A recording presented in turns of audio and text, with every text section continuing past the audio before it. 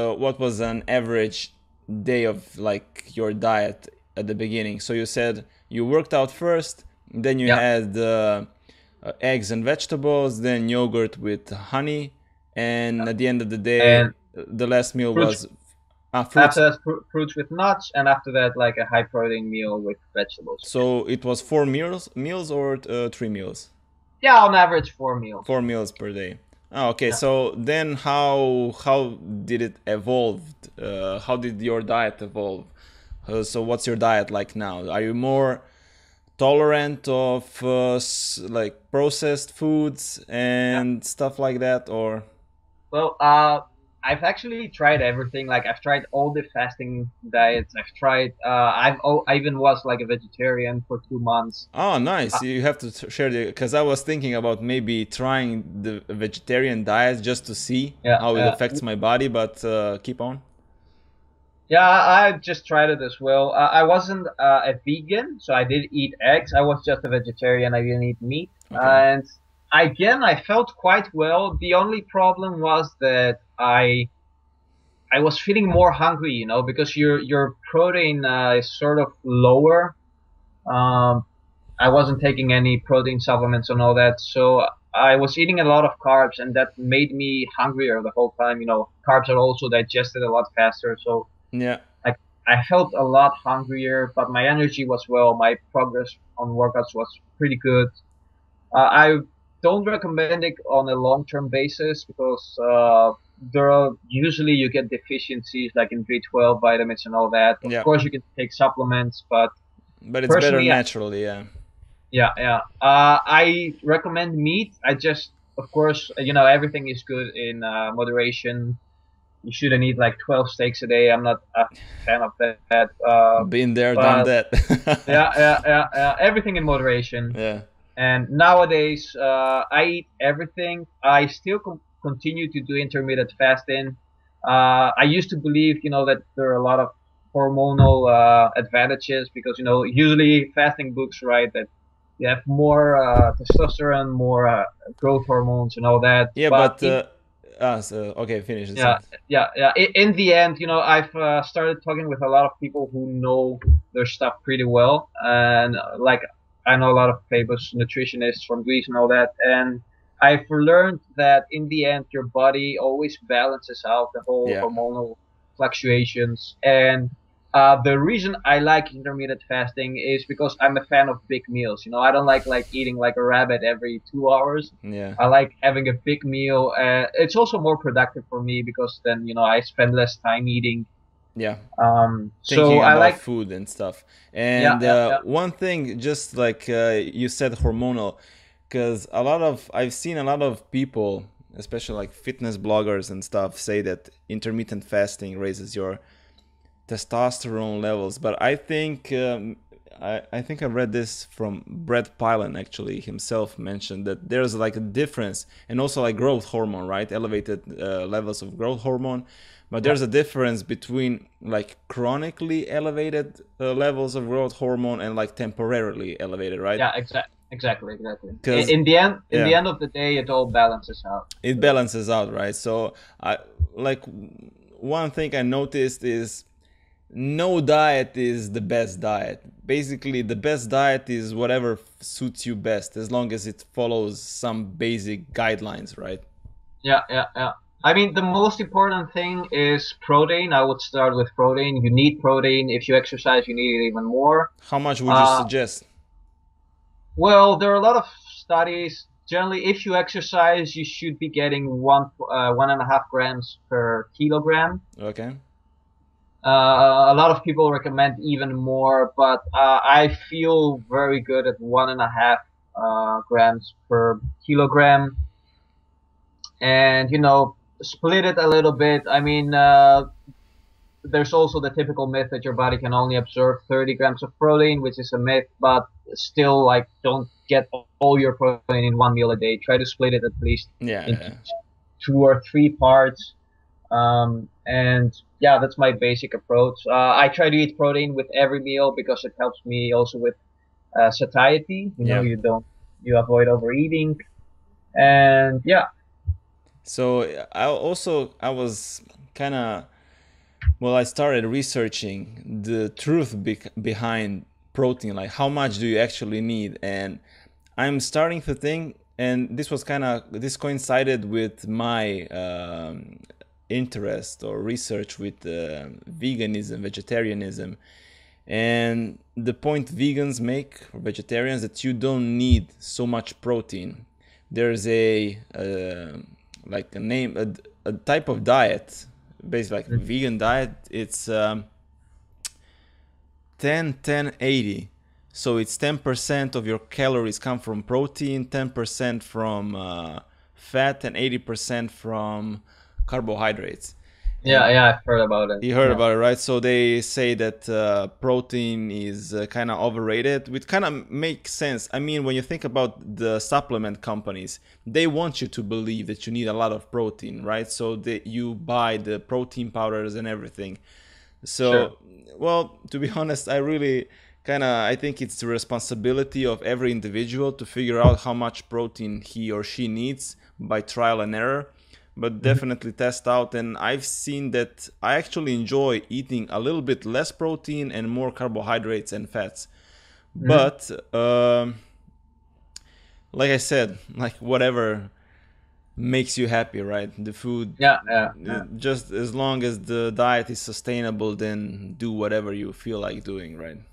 Yeah, yeah, and it has to be, your diet should be a lifestyle. I mean, diet comes from the Greek word dieta, which means a way of living. So Right. most people diet like eat whatever the whole year, and like a month before holidays, they're looking for that express diet for the beach, and it's a whole cycle. Then you have like the whole bodybuilding stereotype where you bulk all year and then you try to lose fat all the rest of the summer, and that I keep my diet pretty steady. I try to if I want to gain weight, I do it very gradually. I just increase my caloric intake a little bit. Do you keep track of your calories? Well, I used to keep track until a certain point where I sort of know what I'm eating. I Yeah. don't know with precision, but I look a little bit at the scale every week. I can see my weight. I know if I want to lose some weight, like a half a kilo, I just reduce my carbs. If I want to gain some weight, I increase everything. And it's funny how with every experienced guy that I talk, they always say that they were keeping track of calories, Hmm. but then they stopped because they knew kind of like Yeah, they got this like sixth sense, should I say, yeah, yeah, yeah, with the yeah. food. But what I kind of like don't like is how some people go out there and say you don't need to track calories. But I think tracking calories is really important if you're a beginner.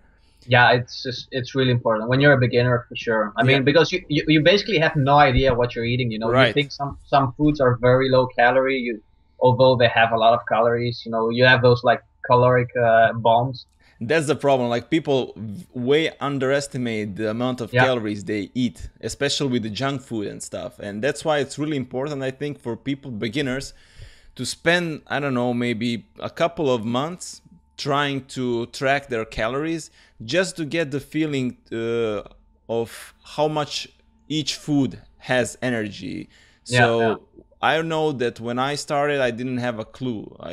Now when I've tracked my calories for a couple of years, like intermittently on and off, I can tell you with like pretty much like with a lot of accuracy how much food is on the plate and if this kind of fits my goals as far as like body composition. So if I want to gain weight, should I eat should there be more food on the plate, less food on the plate, or whatever, you know? yeah, yeah. Have you read Army League's book, Flexible Dieting? No, I haven't. I was thinking about doing it. I've heard that it's a really good book actually. Yeah, it's basically my favorite book on dieting because it describes this same approach. He says that in the beginning you have to track everything in detail, and after a certain point when you like internalize the whole process, you know more or less what you're eating. You can just keep track of your calories, not like in a detailed way, but you know what you're eating. So you just do some tricks and you know how much to eat more or less. And that's why I love his book. And But yeah, that's what I do nowadays: flexible dieting and intermittent fasting. so what's flexible dieting for people who don't know? Flexible dieting means that you basically eat everything. You start with keeping track of your calories. Once you like internalize that process, you know what your typical foods contain in terms of protein and calories. You stop counting your calories. You can eat like processed foods and all that. He talks a lot about studies and which in what ways like processed food have shown that are not bad to you. Of course, you keep those in. In I mean, check. yeah, in check. Your diet shouldn't be 90% processed food and 10% unprocessed. Uh, He by recommends by the eat. way, like this is kind of flexible dieting. Kind of is also associated with the name if it fits your macros, right? If Yeah, I'm yeah, and Lyle McDonald wrote a similar book in the past, And and actually, Alan Aragorn is one of the guys who yeah, came up with this idea. And I watched a video of his recently where he kind of dismantles the belief that if it fits your macros, it basically allows you to eat every, as long as it's within your caloric target. But then he yeah, yeah, said that it's not like this. It's kind of like, to keep a long story short, 20% of your calories should be if exactly, it yeah. fits your macros. The other ones should still be wholesome foods that's actually nutritious for your body. Yeah, yeah, that's what also Army League recommends. He recommends eating a diet of 80 to 85 whole and unprocessed foods and 15% to 10% or 20% max of processed foods. And like my favorite tip is also to like you can eat a processed food, but only when it's worth it. Yeah. So when you have a dessert on the table you really like, go ahead and have a piece. It won't kill you. Yeah, don't deny But yourself like these simple joys of life. yeah, yeah, but if you're just eating for the sakes of eating something unhealthy, that's pointless as well. Yeah. Yeah. Yeah, Basically like 20% of your daily caloric intake, it's the dessert for dinner. yeah, yeah. What I do is I try to keep it quite clean during the week, from like Monday to Friday, and in the weekend, like I will eat like 25 to 30% processed foods. Yeah. Because that's when I socialize with people. I don't want to be like the weird guy, With Tupperware. and Sorry guys, yeah, but I have my chicken breast and broccoli here. You go ahead. yeah, yeah, exactly. So yeah, yeah, that's what I do.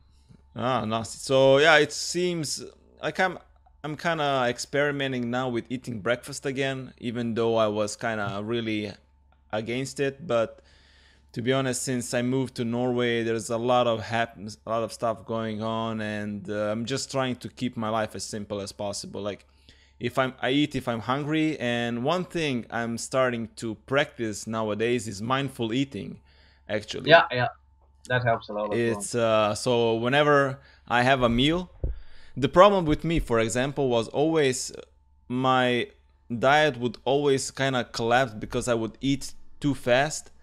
Hmm. And when I would eat too fast, the signal from my stomach to the brain wouldn't be fast enough, right? So my arm would Yeah. fast grab a Snickers, and one Mm. Snickers would turn to two. And when I get that signal that it's time to stop, I already eaten like the whole damn like 5 Snickers bars, right?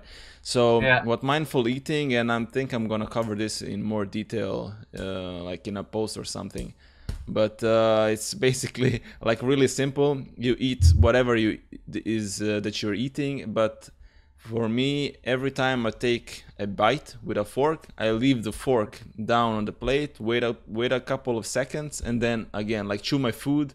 A lot of time, 25 times. I'm not counting, but they suggest that you can also count the chewing, and Hmm. it's actually really helps you maintain a kind of healthy attitude towards the foods. You're not like gorging yourself, because Yeah. one of my main beef with intermittent fasting is that I've become a monster now when it comes to food, because the I was at one point I was eating 1 meal per day, And Yeah. when I ate that huge meal, like almost all of the calories, I was out, you know. I was I was just good for lying in the bed and basically Yeah, yeah. sleeping, you know, nothing for not for anything else. But it was a really nice feeling though, I must admit. Yeah, yeah, that's like a common culprit people fall into. Like a lot of people think that flexible dieting and intermittent fasting means that you don't have to care anymore about calories and stuff. You like can eat everything, and that's not how it is. I mean, when I eat my first meal after intermittent fasting, I don't eat as much as I want. I mean, I put limitations. I'll have like about Because you can eat a ton 500. after you're fasting, after you're done Yeah, fasting. I mean, I grew up, training like 12 times a week sometimes. I used to eat like so much food when I was young, and Yeah, I yeah. didn't gain any weight. I used to move more then. So nowadays, I really have to control myself. I mean, it's not easy. People think, that when you're in a good shape and you have a nice body, they tell you that, you don't have to control yourself. That's your DNA, blah, blah, blah. Yeah, But it's not true. I mean, trust me, I'm like a small guy, like I'm thin and I'm not tall, but I can out eat a lot of big people. yeah. Yeah, that's I remember when I was training rowing, so I would eat more than my parents and my brother combined. Like really, Wow, yeah, nice. so that was, but I was also like 13, 14, you know, you were growing, developing hormonally and everything, Yeah, but yeah, but yeah, still, I mean, the workload has to be there in order to have a big appetite. yeah, yeah. So so that's your diet, and then what's your training like now? So you're big into body weight exercises. So tell us about that. How did you experience great progress with body weight training? Because for me, a long time Yeah, I believed